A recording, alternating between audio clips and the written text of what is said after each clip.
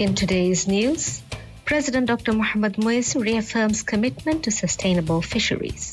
First Lady Madam Sajda Mohammed named ambassador for Merck's More Than a Mother program. And Maldives reasserts support for Palestinian rights at ICJ hearing.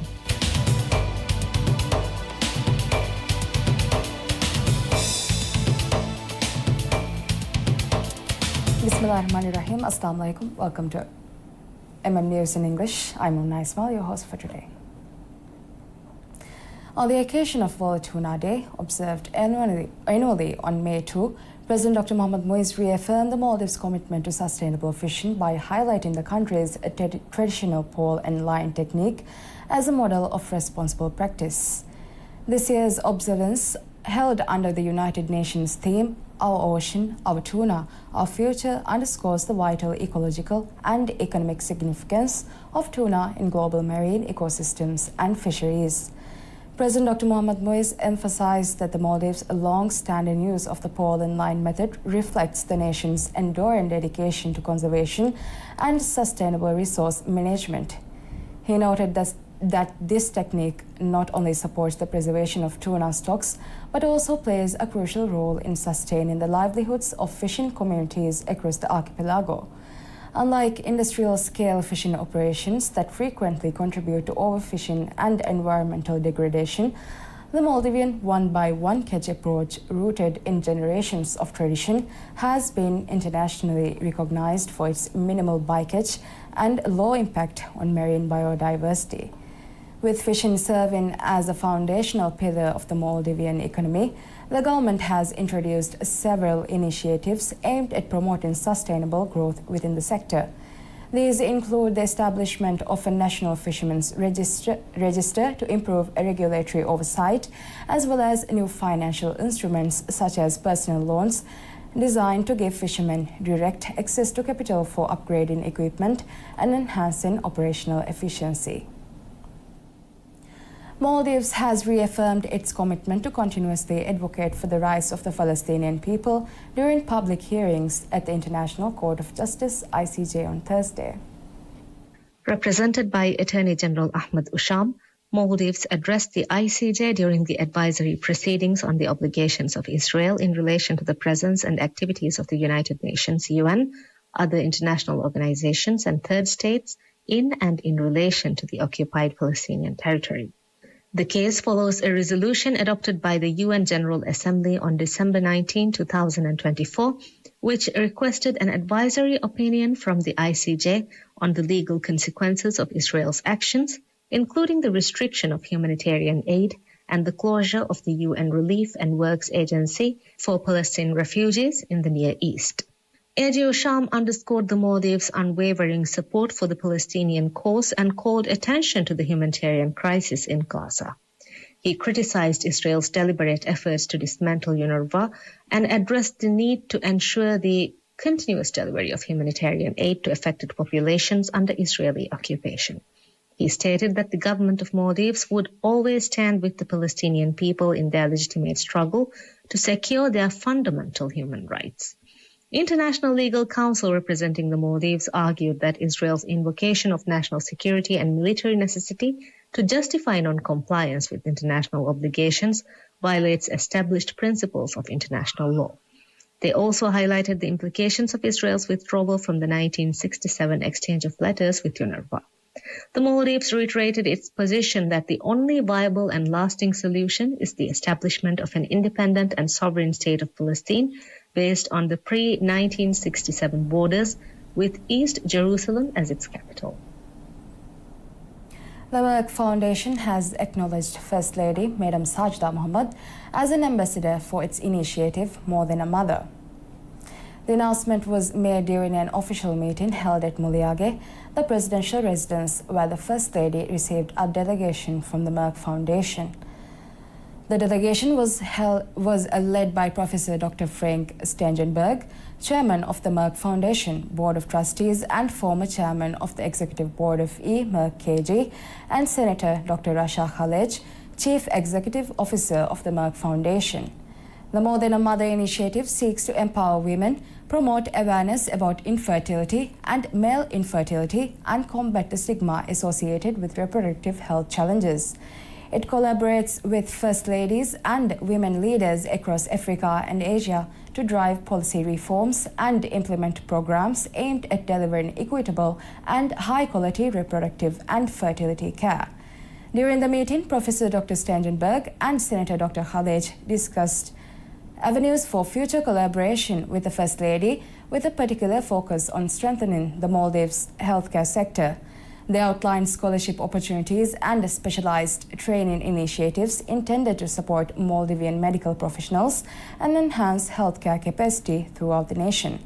First Lady Sajda Mohammed provided an overview of the current healthcare landscape in the Maldives and highlighted the government's efforts to improve access to and quality of health services. The Merck Foundation leadership commended the First Lady for her dedication to championing women's health issues and building medical capacity. 5 infants receiving treatment in the neonatal intensive care unit NICU at Indira Gandhi Memorial Hospital IGMH have been infected with a dangerous multi-drug resistant organism MDRO. The hospital revealed that the bacteria, identified as MDRO, was first detected in a sample from a premature infant born before 28 weeks gestation. Upon discovery, the child was immediately isolated and infection control protocols were implemented. Subsequent testing revealed 4 additional cases among NICU patients, 3 premature infants and 1 full-term newborn. All affected children were on ventilator support at the time of diagnosis. The hospital confirmed that arrangements are being made to transfer infants requiring specialized care to facilities abroad. Currently, the NICU is treating 10 infants, with half of them now in isolation due to the bacterial infection. Hospital officials emphasized that rigorous infection control measures were implemented immediately after detection. They continue to monitor both patients and healthcare workers, though no staff members have reportedly contracted the organism. We'll be back after a short break.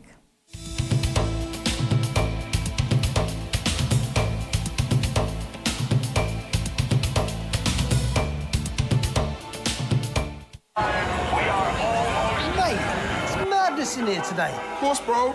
It's the kickoff. It's the new Premier League season. I'll be ready. Get loud. This is new faces, latest drip, and fresh trims. It's time to believe. The greatest league in the world is back. Brought to you by MediaNet. Kafa, tiga pocket and no contact phone lani. Kafa, passport at the family giligiayo. Kafe, Kanitani, for shigiligiayo. Kokko hasnuwe, Kafe dani Hajjan Umra plan nagag. Konkamaka Kafa haswamvi. Ituru malumat Elite mobile app adi myelite.mv. Elite Ailaya Marhaba.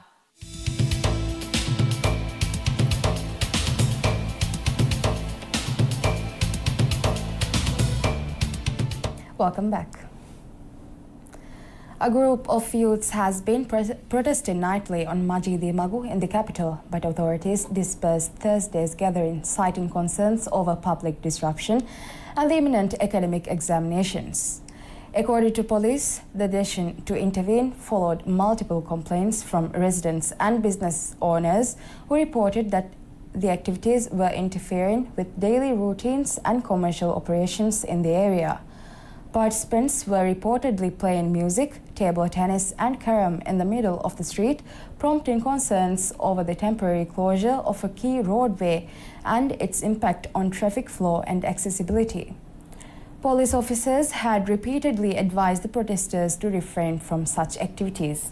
Law enforcement officials noted that a significant number of students were scheduled to sit the GCE A-level examinations the following day, and this factor played a role in the decision to disperse the gathering. Authorities stated that the action was taken to balance the interests of students preparing for examinations and the need to minimize disruption to the wider community. Concerns were also raised regarding the conduct of some individuals involved, including reports of inappropriate language. In connection with the protest, police have arrested 2 individuals. Abdullah Mahzoum Majid, 28, was taken into custody on charges of obstructing police duties and attempting to assault a police officer.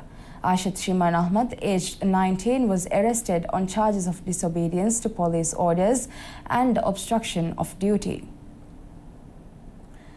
Ooredoo has reported a profit of 166 million rupiah for the first quarter of 2025, according to the company's latest financial statements, marking a 2.5% increase compared to the same period last year. Total revenue for the quarter stood at 547 million rupiah, representing a slight decline of 1% compared to 554 million rupiah recorded in the first quarter of 2024. This dip is primarily attributed to a reduction in income from mobile services, which saw a decrease from 430 million rupiah in the first quarter of 2024 to 411 million rupiah in the corresponding period this year. Nevertheless, the company recorded growth in other areas. Revenue from fixed broadband services increased by 8%, rising from 124 million rupiah in the first quarter of 2024 to 135 million rupiah in the first quarter of 2025. Ooredoo continues to generate income primarily from 2 segments: mobile services and its portfolio of fixed line, broadband internet and enterprise solutions. During the first 3 months of 2025, Ooredoo introduced a series of new products and services aimed at expanding its market presence and enhancing customer engagement.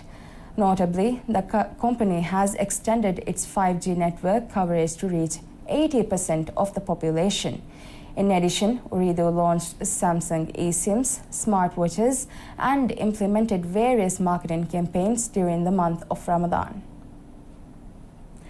Regional Airports Limited has announced that Miem Moli Airport will open with scheduled commercial flights once final assessments by the Civil Aviation Authority are completed.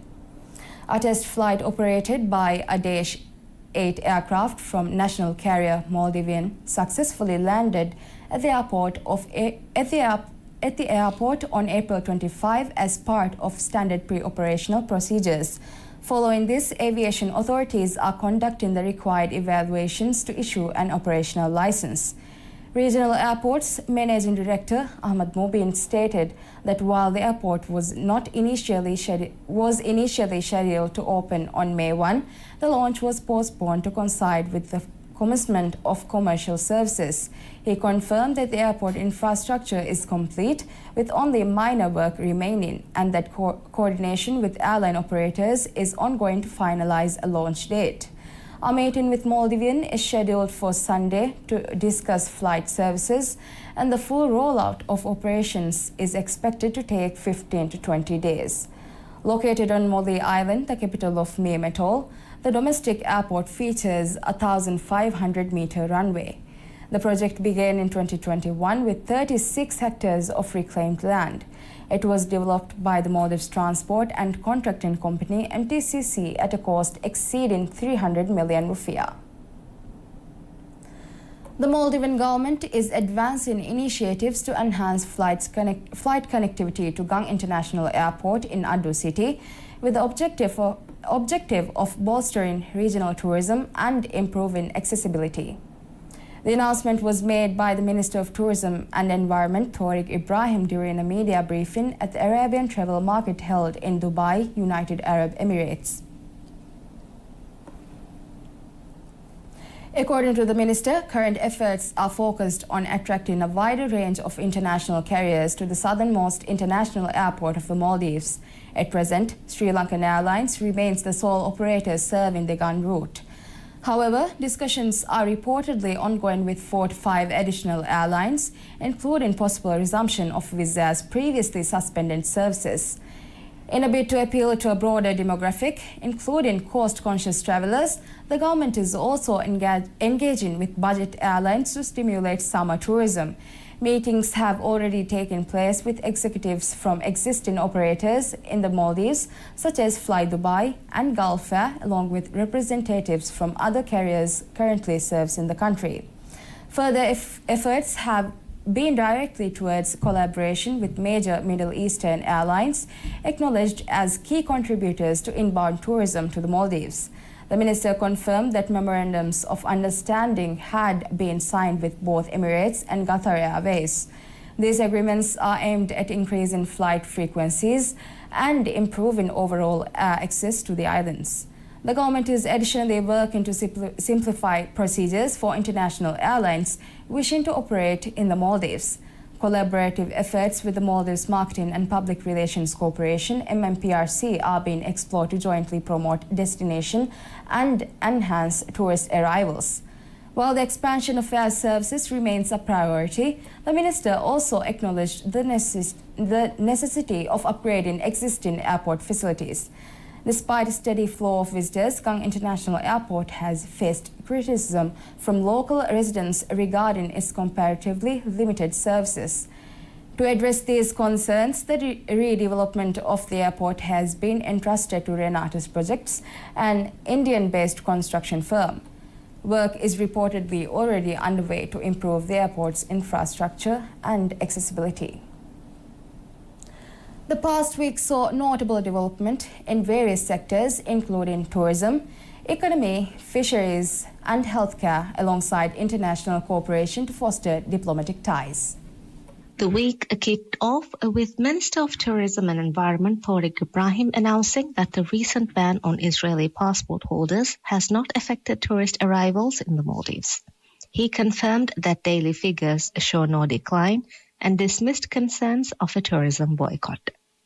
The upward trend in tourism continued, with guest houses on local islands being in higher demand than resorts based on tourists per registered bed, despite resorts hosting the majority of visitors. Guest houses averaged 13.6 tourists per bed compared to 12.8 at resorts last week. In the economic sector, a World Bank report revealed that Maldivian economy is projected to grow by 5.7% in 2025, driven by the upcoming opening of the new terminal at Velana International Airport. The World Bank report also warned that slowdowns in major economies like China and Europe could affect Maldives' growth.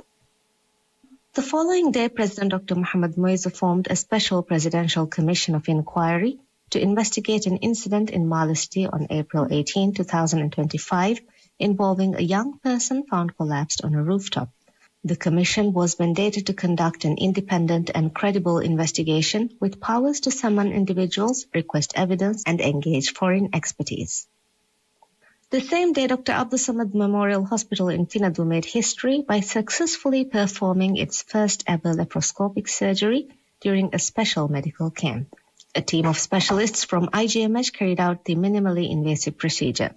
The surgery was led by Dr. Abdullah Obaid and supported by a multidisciplinary team.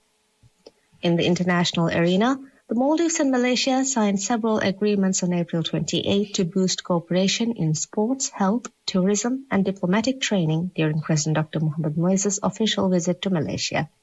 The visit included formal discussions and a joint statement by President Dr. Moise and Prime Minister Anwar Ibrahim. President Dr. Moise also called on Malaysian businesses to seek investment opportunities in the Maldives.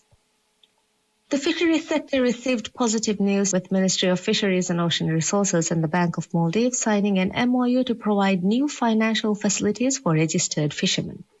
The scheme offers personal financing up to 300,000 rupiah without collateral and includes access to loans, housing finance, and credit cards. On April 29, the government has proposed a generational tobacco ban targeting individuals born on or after January 1, 2007 through an amendment to the Tobacco Control Act. The bill aims to legally prevent future generations from using, purchasing, or selling tobacco products. With the proposed amendment, vendors will be required to verify buyers' ages to enforce compliance. That's all we have for you today. Thank you so much for watching and have a lovely day.